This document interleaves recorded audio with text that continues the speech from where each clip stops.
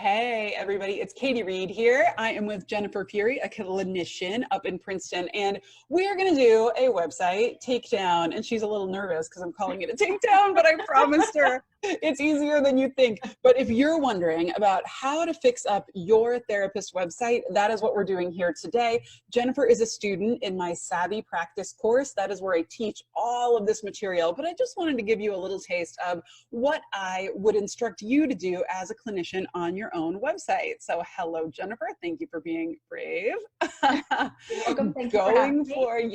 Going for the takedown. So hopefully everybody can see. We are looking right now at Jennifer's homepage. And so like I said, I am just going to go through with you. I'm going to throw a bunch of suggestions at you. You don't have to write them down. We are recording. So what I want everybody to look at first, there's a couple things I want you to notice on a homepage. For one thing, Jen, you have too many things up here on your home bar because your home bar is wrapping around to the next line, and you don't want it to do that. It makes the bar bigger and takes up more of that really vital space on the top of your website. It just feels a little overwhelming. Now, one thing I've noticed that I generally advise against, actually, a lot of therapists have this resources page, and I'm just going to click yours. Yeah, so you're probably going to take me to a bunch of really good articles and resources. The problem is, once people leave your website, they're gone. They don't find you easily again. They forget what your name is. They forget where they found your website, and they're gone. So I generally recommend, as much as we want to be helpful when they're already your client. Don't be helpful yet on the website, because once you send them out into cyberspace, they're out of there. So I think we can eliminate this altogether. And I know you built this on therapy sites, and I know a lot of the bigger platforms that build for therapists, they sort of naturally throw everything at you. Like they're like, here's the entire kitchen sink of pages you could put on your website, and you're like, okay, I'll take it all. Like, you don't know, they're telling you do this, so you do this. But I'm telling you, don't bother. Tell them, no thanks, that's not what I need. I just need these couple of pages. Does that make sense so far? Mm-hmm. Okay, good. So I would do that. I would get rid of that. I don't know that we need a view location button per se, because it's going to be on the contact page. I might just make this be the contact button, because you're going to let people find you that way more easily. They're going to hit that. They're going to get the location, the contact, all of those things. So that would kind of clear up this little space right here. Now, forms, that can be important, especially if you typically direct people to fill out forms before the first session. That's great. In general, now I know Jennifer said she's having a really common struggle. I'm going to go back to the homepage. She's having a really common struggle. She's having trouble niching down. I give the advice in Savvy Practice, choose no more than 2 niches, if at all possible. And so let me just talk to you for a minute about that, because I said I had some ideas for you.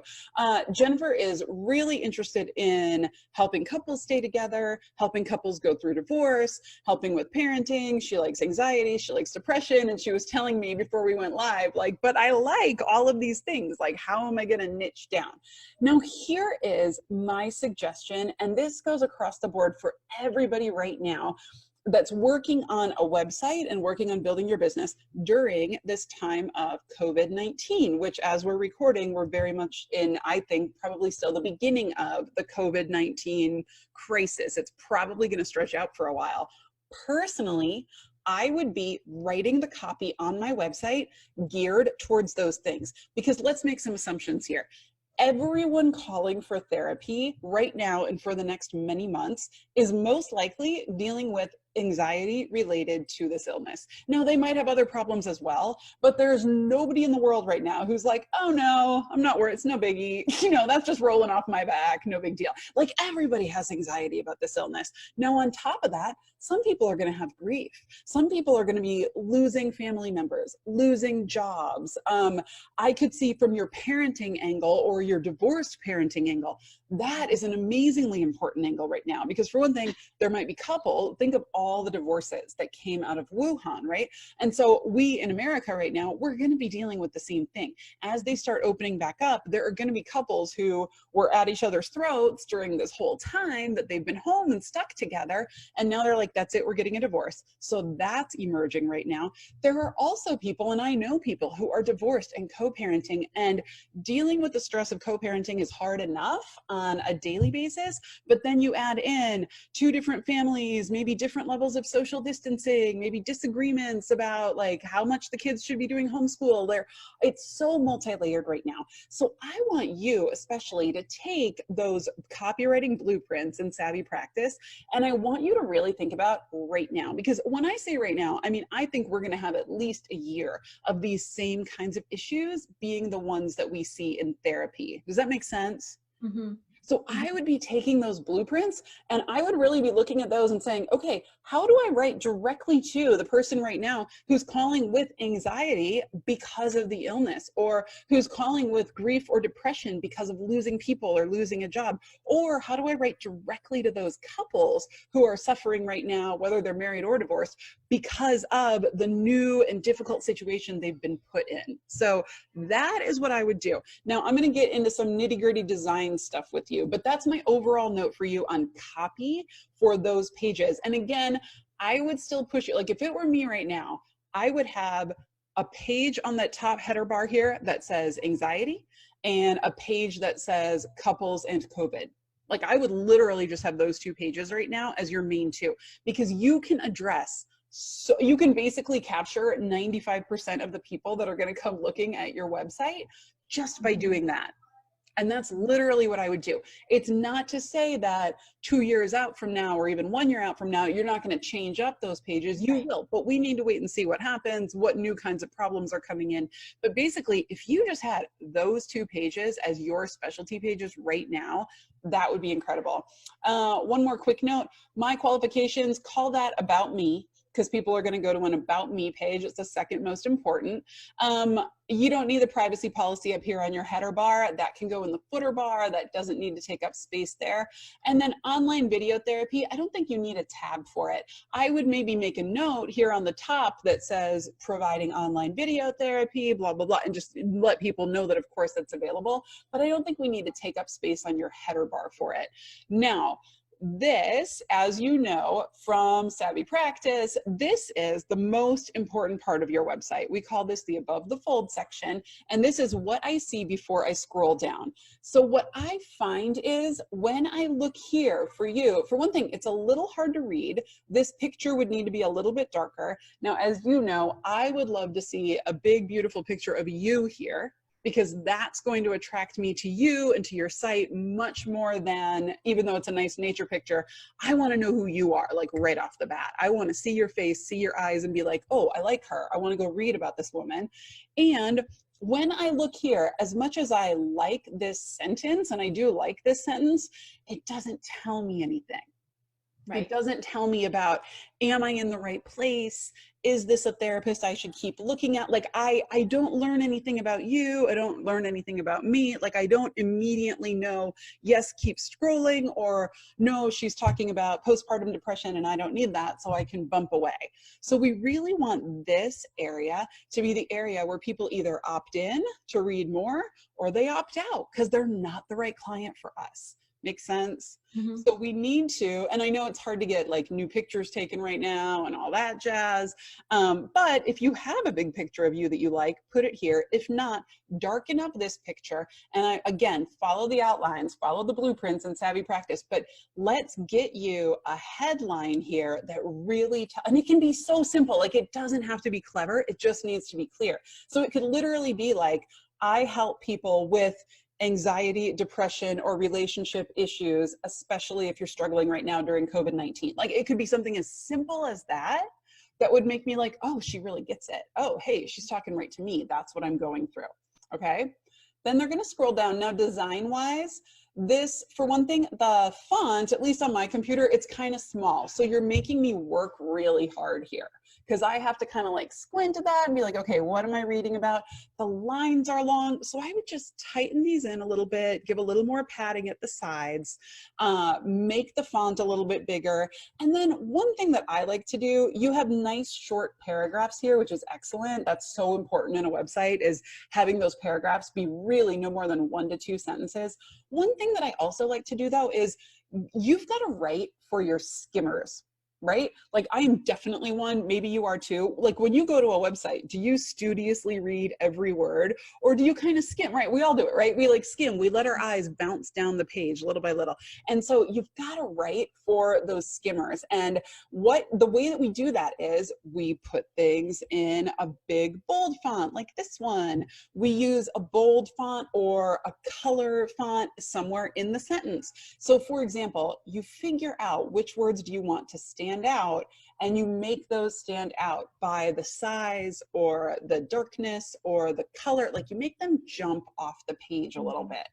Now again here, I would, if I were you and you're struggling between two niches, I suggest keeping the homepage relatively short. I know you've seen this over in the blueprints, keeping the homepage relatively short and having people choose pretty quickly on that homepage, which niche are you? And even if for you right now, because we're not fully sure what your two niches are going to be, even if all you did on this homepage was a window that said individuals and a window that said couples. And then they can go click, they can be like, yep, I'm choosing the individual or I'm choosing the couple route. They go and click, now they go to that specialty page. And then you're gonna use those specialty page copywriting blueprints and you are just gonna dig straight down into their problem. And so with individuals, I personally right now, I would literally be writing it to COVID anxiety. And I would, go ahead. Do you have a question? No, I'm saying right. I agree with you. Yeah. And I would probably include in there as well, I would probably be saying it along the lines of, are you dealing with anxiety or grief related to COVID-19? Because I would say probably 100% of the people on the planet right now can answer yes to that. And they're going to want to read more about what you have to say. Does that make sense? So that's what I would do. And same thing with, and then you're going to use the blueprint, like for the filling in the rest of that copy, the blueprint will walk you right through it. Now, same thing with your couples page. I would say, is your relationship struggling, especially in light of all the new challenges, you know, in our country right now due to the coronavirus? Like I would address it right then and there. Because every couple looking for help right now is going to be like, yes, yes, exactly, exactly. Even if they had problems before, they're going to be saying, yes, yes, that's exactly right. Help me, help me.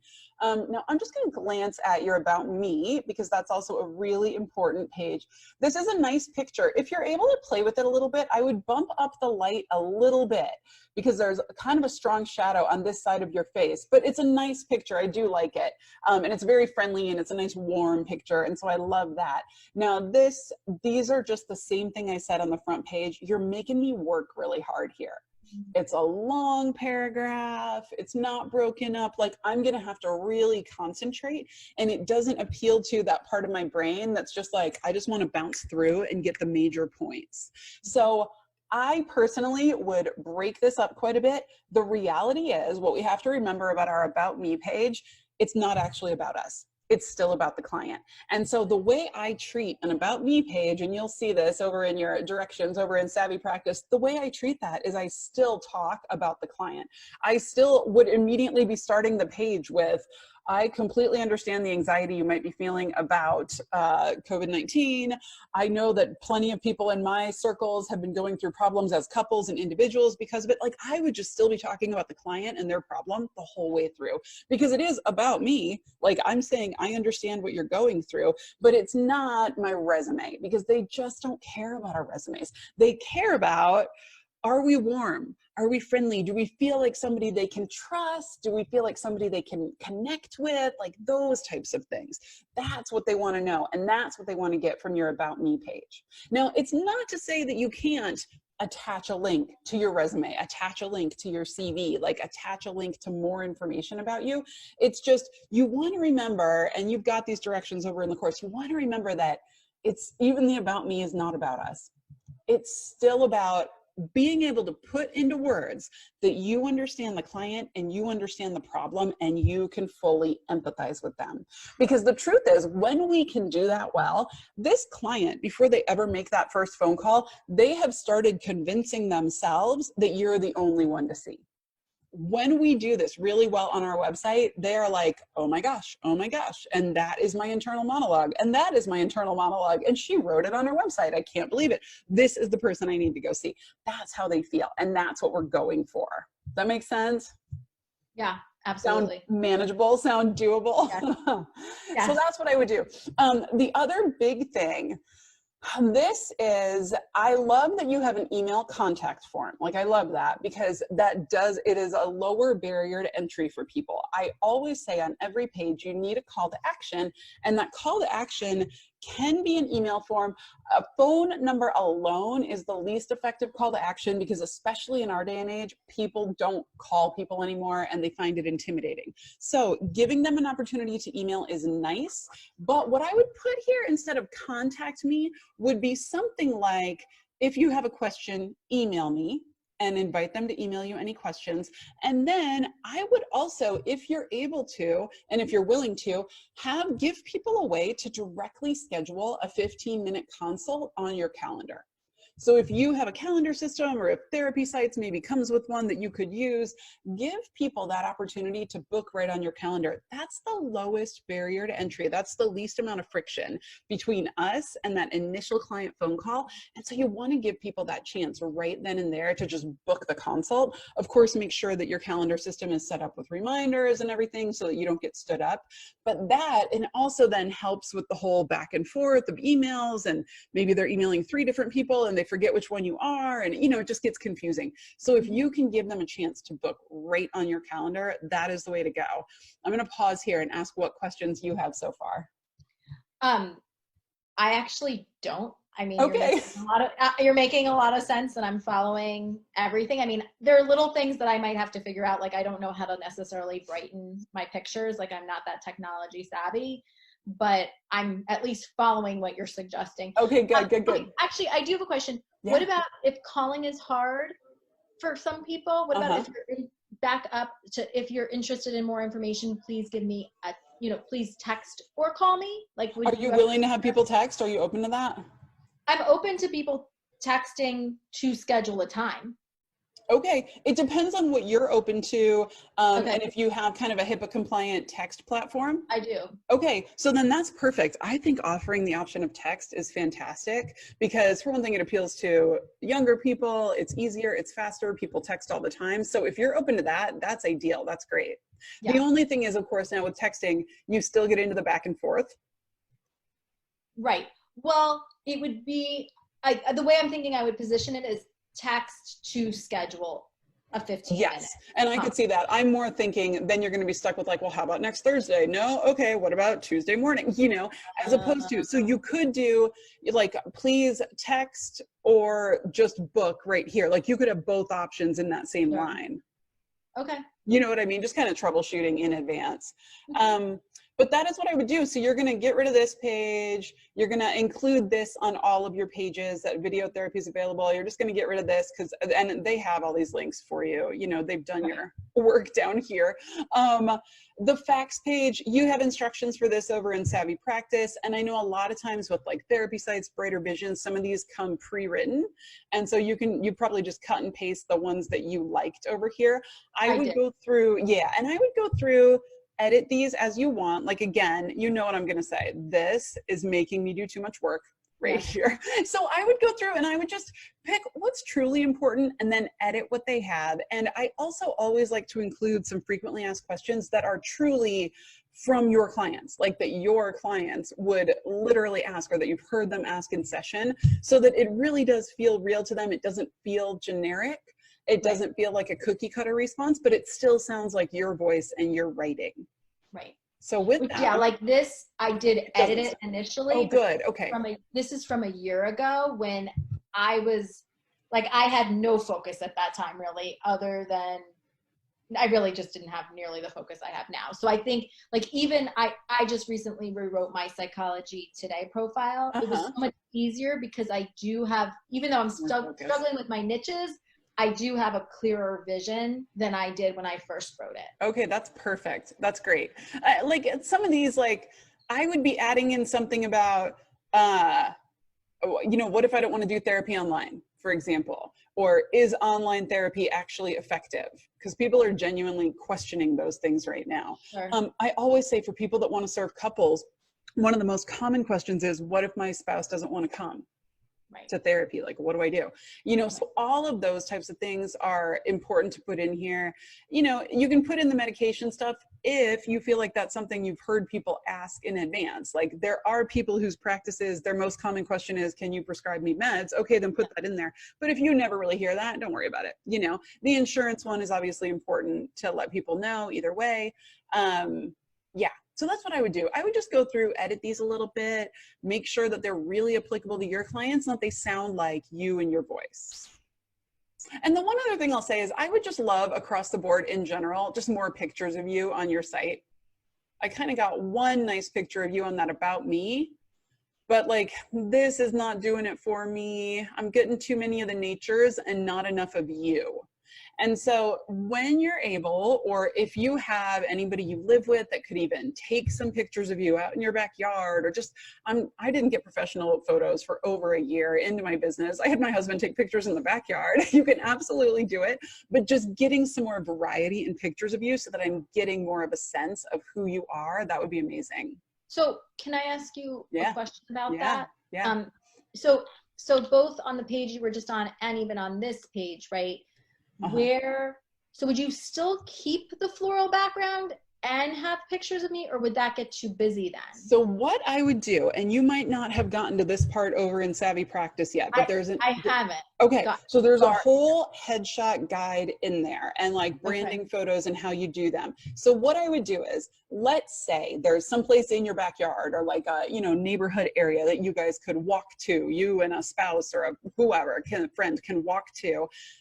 I would say what works really beautifully on these sections is if you have them take a picture where you are in 1/3 of it on the side, and then next to you is maybe nature, maybe a wall, maybe a field, maybe trees. Like there's space here, because then we have a nice big beautiful picture of you, but we also have space to write your headline there.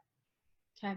And that makes sense. And this is all outlined for you over in the module about headshots and how to do them and what kind of things to get and do. So you'll see that in there. That works really well here, because again, if I come to any therapist website, the first thing I would love to see is the therapist, because we're immediately going to know so much about you just from your picture. Now, and you'll see there's over in Savvy Practice also, if you're able to, you can certainly add a 1-minute website video. That will increase conversions like crazy. And I suggest people do them just like this. Sit at your desk, talk to your webcam. Super simple. And I give you the script in there for it.